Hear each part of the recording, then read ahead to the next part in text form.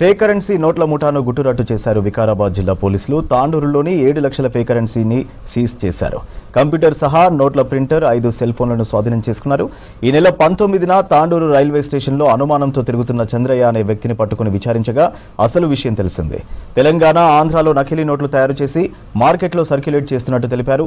నకిలీ నోట్ల ముఠా సభ్యుల్లో కొంతమందికి నేర చరిత్ర ఉందని ఎస్పీ నారాయణ రెడ్డి తెలిపారు.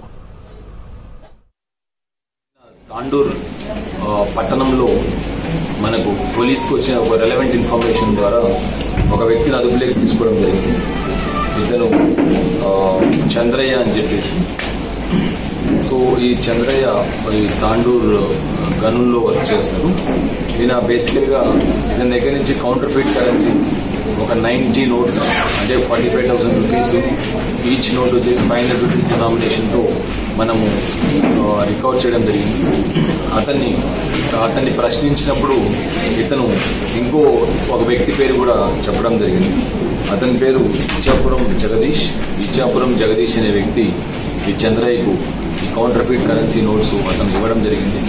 చంద్రయ్య ఇవి తాండూరు పట్టణంలో కొన్ని ప్లేసెస్లో అక్కడ ఉండే షాప్ కీపర్స్కు వాళ్లకు ఇచ్చి ఈ ఒరిజినల్ నోట్స్తో పాటు counter feet 500 rupee currency notes కలిపేసి పబ్లిక్ ఇవ్వడం అని జరుగుతుంది.